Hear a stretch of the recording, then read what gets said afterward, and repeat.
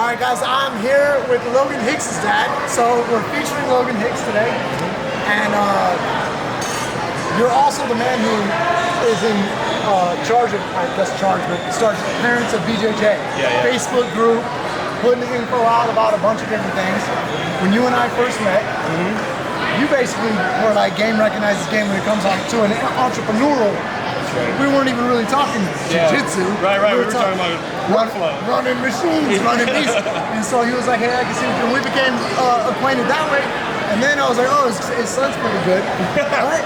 So, yeah, and I'd actually done a AGF travels up and visited Diego, visited his gym, visited other people's gyms and stuff like that. So, man, so now I put a face, right? So all the parents like to complain in the group. This is his face. No one's kidding. All the haters. Not hating on him at all. No, doing a good service though, trying to put information out to new parents in the game. Yeah, that was the whole game. Hank Hanna started the group, asked me to help, and the whole thing was we saw so many parents whose kids were suffering in major tournaments because they didn't know the rules. So we tried to provide a resource. People read rules, but they don't, so they'd rather ask us. I made videos. Yeah, I know. If you don't want to read, you can watch videos. They still don't watch the videos. But I mean, you guys are doing a great job doing that, and some other organizations are too. But man, that's really, just in the last couple of years, these other organizations have stepped up, because there's a lot of organizations out there that, it's like, they don't even, they'll publish rules, but they won't try to educate anybody on the rules, you know what I mean? I don't know why that is. There's a few different aspects, like you can try and improve. Like, for example, we have like the coaches challenge bag and the instant replay. Yeah, that's unique. It's unique, but it's also got the brick in wrestling. You have instant replay in every other major sport, and you have a head ref that comes out and call on the field stands. So you have that, and it gives the coach a chance to have a voice that's not just yelling at a referee, but it's also not like someone can't copy that. Right. So in the end, hopefully, let's be honest, we can say, we started that or did that, but in reality, hopefully the rest of them actually do catch on, like you're saying. It gets better service, because some of the beginning of AGF was frustration in other events. It wasn't just for a quick dollar. It was like, how do we improve and make this better? Totally makes sense. I mean, you guys have the most efficient model. I'm over there talking to a brand new model. She's talking about how she's going to give me a couple of minutes. She's talking about how much more efficient this is. She was totally impressed that Logan was coaching her kid. He threw the challenge bag, talked to the ref, actually made his point, got the call overturned.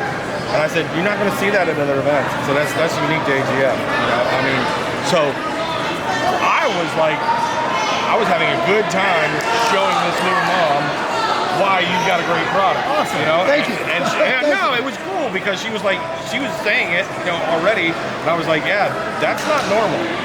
That challenge flag in a video review, that's not normal for what you see in other competitions, and no names included. Some of them are for sure. On people. And speaking of normal, Chris had an interview the other day, and the guys were talking about a vibe, and there's a vibe to every tournament that you walk in. And being the creator of AGF and being the one who's out here all the time, I'm running around with my head cut off trying to do business. I don't understand the vibe from the customer standpoint, from the competitor standpoint. Explain to me the vibe that you get when you walk into an AGF as a parent and all that. I think the thing that AGF brings, and I was telling her this, I was literally just having this conversation with her. The reason that you guys have such a cult-like following in your, where you guys are originally very, very strong in the Midwest, and now you're coming out here east, and people are picking up on this. I say cult-like. It's just, the word that I use with her is raving fans, because you're very customer-focused.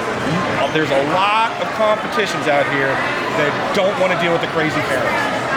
And I don't know why you guys want to deal with them. I don't want to deal with them. Nobody wants to deal with them. But you deal with them. Yes, you have to. You turn the other cheek, and I know you probably turn the other cheek enough time that your head's going around like Linda Blair, you know what I'm saying? But Chris does it online so well. I cannot believe how patient he is.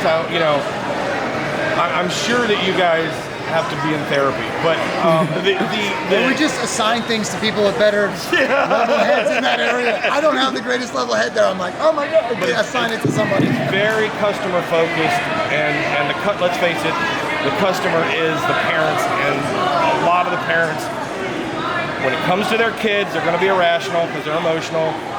And it's a sport that the majority of the parents don't understand because they didn't grow up with. I being one of them, I didn't know what this was. Good point. So now you've got ignorance and irrationality.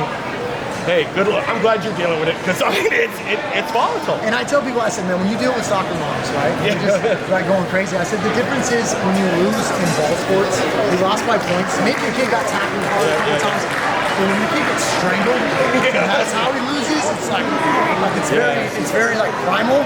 Very. And, you know, you're watching your kid lose physically. Yeah. So you know it can cause a lot of that, like you're saying, irrationality. You know, it's like people talk about soccer moms. I'm like, dude, one, you're not dealing with soccer moms when their kids are violently getting beat. Two, some of those soccer moms can actually kill you.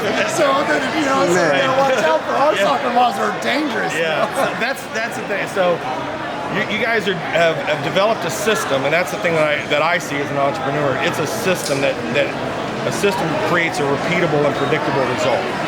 So I've seen other competitions. She was asking about other more local competitions. I said, well, there used to be one out of Raleigh that all the parents adored the refs and everything, but they went out of business because they weren't profitable, because they weren't systematized, and it really revolved around this one great guy that taught other refs how to be great. So you had one thing, but it's not a duplicatable, repeatable process of the system. You can't produce a... That's what we're trying to do today. For me, I'm auditing today. I showed up. They didn't know I was coming, but I didn't know you were. I couldn't let anyone know. Otherwise, they would have shown up differently. You know, the audit goes different. Yeah, Chris showed up to Eugene today. Okay. And because of flights and all that stuff that messed up, but I was supposed to be in Poland, so my crew was expecting me to be in Poland. It's a lot like Poland. Not yet. It's a lot closer to Tampa, I tell you that. But getting the refs trained, because I watched how other companies train them, and also just in my own particularities, like, and how do we get it to be a repeatable process? Sometimes people have ideas that are American, right? And I'm like, man, that's great for this region or this over here, but I need something that's going to be on a, because we're going into Brazil on a large scale. We're in Europe, like 25 events already this year, several countries. So how do we make this, like you said, in a repeatable system that's good? Gives people repping. And then, like I was telling the new refs today, I said, hey, we still gotta have OJT on the job training. Yeah. And people say, how do you train your refs? Man, you gotta watch them. I've had people quit 10 minutes in.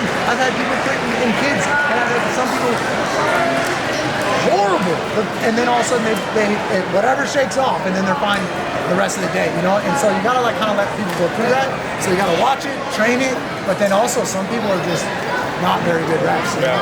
And it's part of the process. We won't bore you guys too much more with that, but I thank you for your time. Hey, His kid's a stud. He's a sponsored athlete. The cameraman is actually doing a little mini doc on him, so look out for Logan Hicks, based out of Virginia Beach. Is that the guys from Norfolk? Where you guys? Yeah, Virginia Beach is where the gym is.